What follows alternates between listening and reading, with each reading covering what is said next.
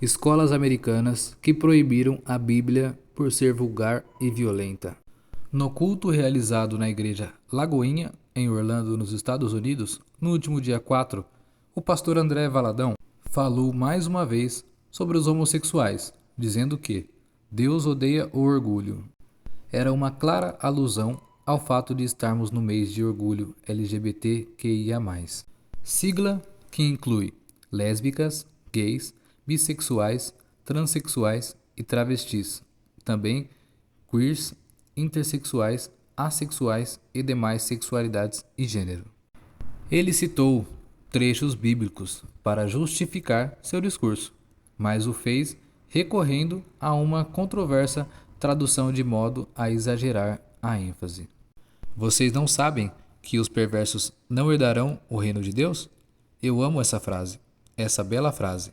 Não se deixem enganar, nem imorais, nem idolatras, nem adulteros, nem homossexuais passivos ou ativos, nem ladrões, nem avarentos, nem alcoólatras, nem caluniadores, nem trapaceiros herdarão o reino de Deus, afirmou ele, atribuindo o texto à primeira carta de São Paulo aos Coríntios.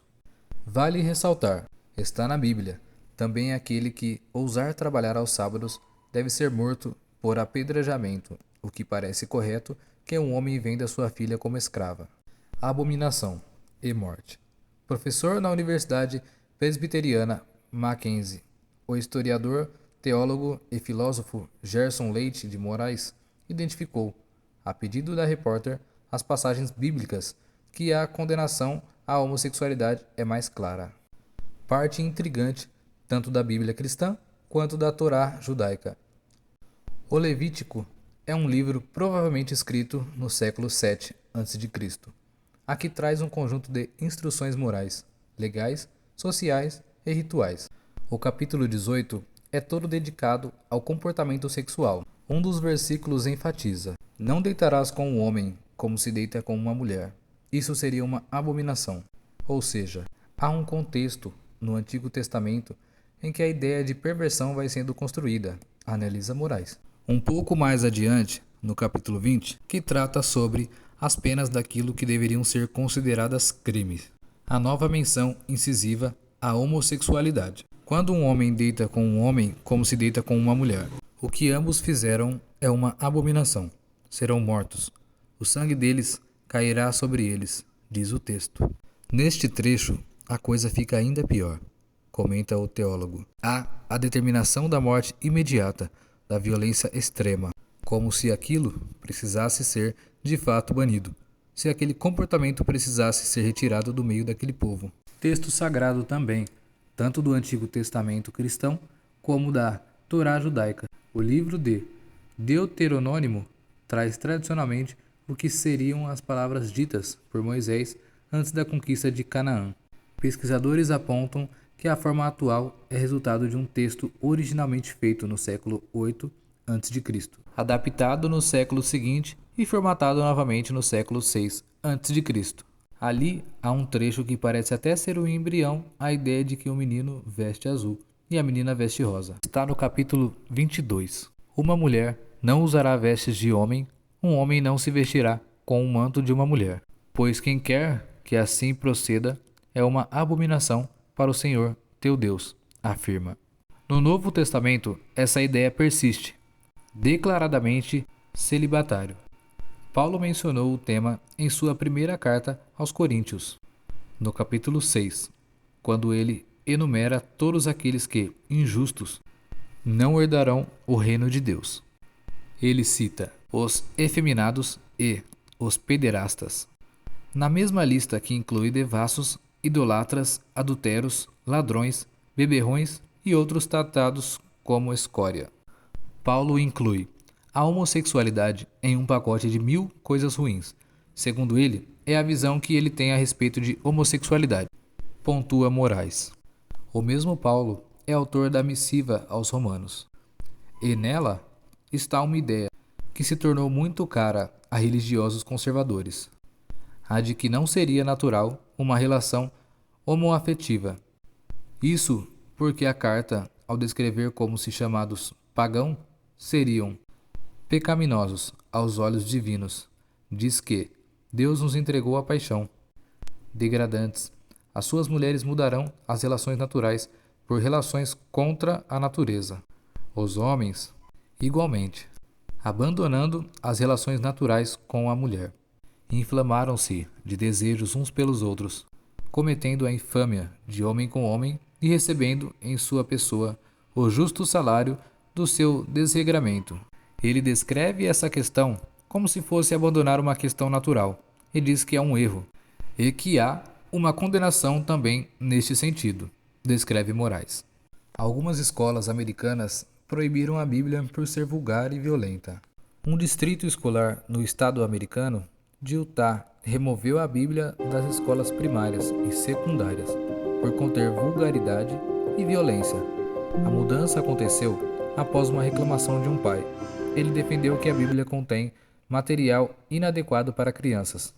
O governo republicano de Utah aprovou uma lei em 2022 que proíbe livros pornográficos ou indecentes nas escolas. A maioria das obras que foram banidas até agora referem-se a temas como orientação sexual e identidade. A proibição da Bíblia no distrito ocorre meio a um esforço maior dos conservadores americanos nos estados para proibir ensinamentos sobre tópicos considerados controversos, como direitos LGBT e identidade racial. O veto a certos livros considerados ofensivos também está em vigor em locais como Texas, Flórida, Missouri e Carolina do Sul. Alguns estados liberais também baniram obras em escolas e bibliotecas, dizendo que elas trariam conteúdos racialmente ofensivos. Pornografia.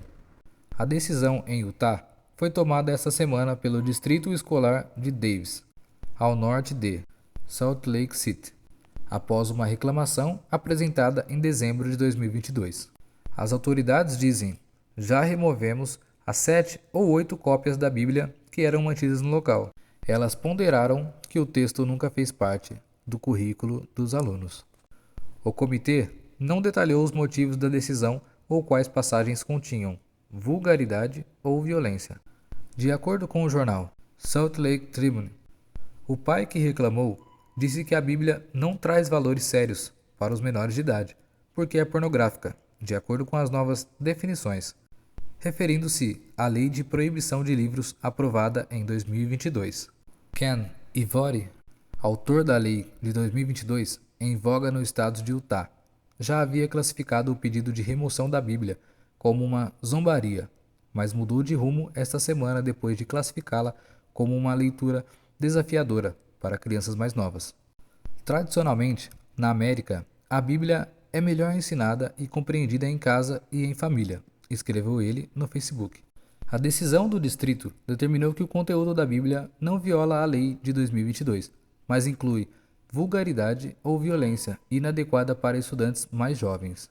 Vale ressaltar que o livro permanecerá à disposição para alunos mais velhos, do ensino médio.